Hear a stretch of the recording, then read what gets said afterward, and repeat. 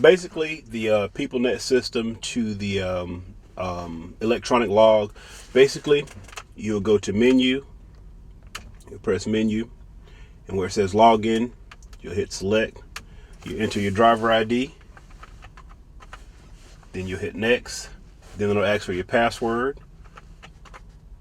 You enter your password, hit done. It'll say placing data call to retrieve driver information. You'll press OK. Then you wait. It'll says please log in. It's going through the login process. Basically, now it's retrieving all of your information. So you give it a few minutes, and it'll go through all the motions. It'll pull up your previous log, whether you've done a reset or what you've done for the current day. This process usually takes 2 to 3 minutes. Depends on how many logs it's pulling. Sometimes it may take longer. Okay, it's completing login information. You'll press OK. Okay, now it's asking if you're on the current regulation. Is this correct? 78-hour rule. You're gonna hit yes. Now it's gonna ask for the trailer number that you have. If this is the current trailer, you'll hit yes. If not, you'll hit no.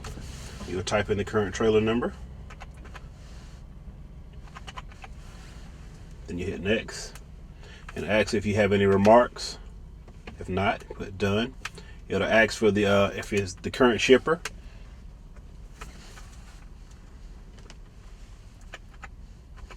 Once you put that in, next, if any remarks about the shipper, if so, enter them in. If not, you'll press done. It'll ask if you're a single driver or team driver. You'll select which one it is, then you'll hit done. And then it'll ask if you want to be off duty, sleeper berth, driving, or on duty.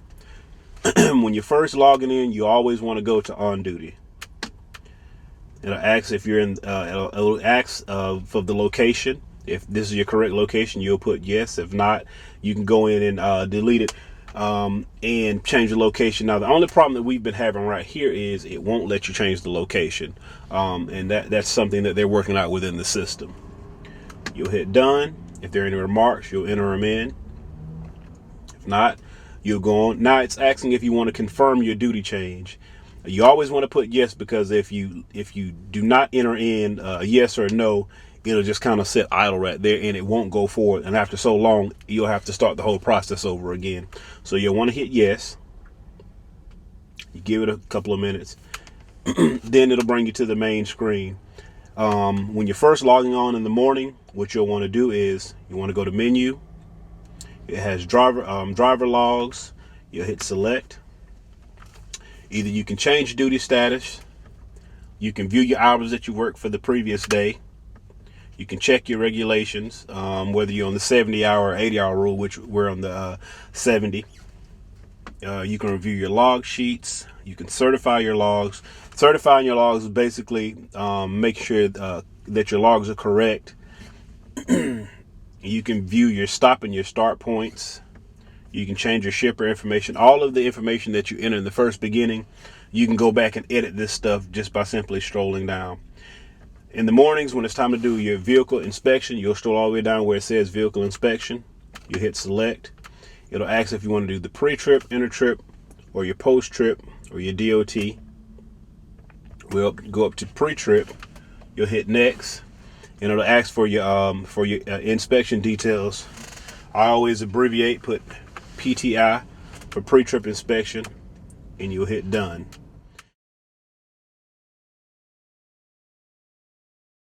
Once you log on, when you go to your fuel stop, what you want to do is you want to go to menu, driver's log, select, change duty status, select. You want to stroll down to on duty, not driving, next, your location, and then you want to just put in fuel stop, hit done, and basically it's going to log you on duty, not driving, and in the comments it's going to show where you did that fuel stop. I'm not going to hit done because then it'll log me a fuel stop and I'm not getting fuel. But that's what you want to do when you do your fuel stops. You want to make sure that you put in your comments that it is a fuel stop. That way it makes it legal on your logbook in case of an audit.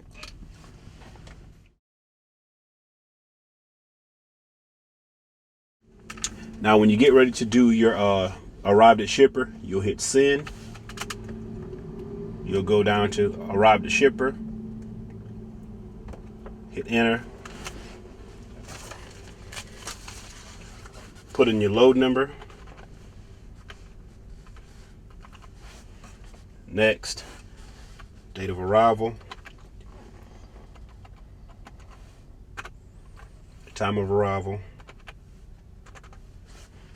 and done.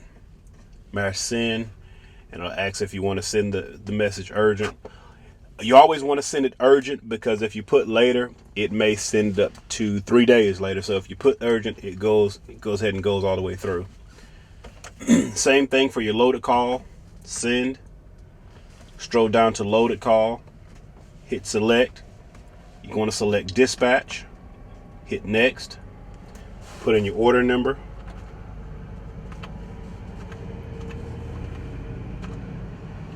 Put in your barcode number.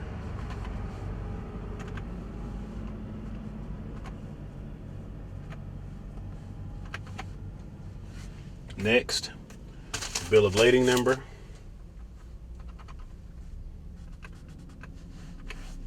Next, your weight.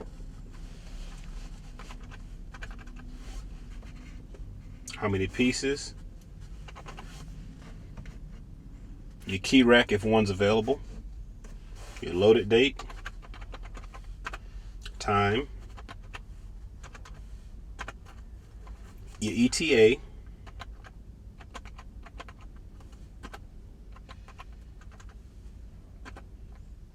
Trailer that you drop. Your current trailer.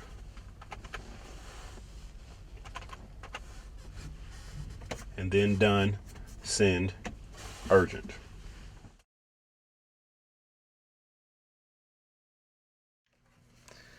By law, you're required to have a blank logbook with you. In case the system ever goes down, you can start using this logbook. And if you get stopped by the DOT, we can fax you your last 7 days from your e-logs. But again, this is just in case the system ever goes down. You need a blank logbook with you. And then also you need an instruction book, which is this right here. You'll need to sign and date the back of it. And what this has in it is just step-by-step instructions for you, but also for the DOT. If they want to look into your logs, it gives them instructions right here on the first page. And also the city codes are located in the back. By law, you're required to have those two things with you.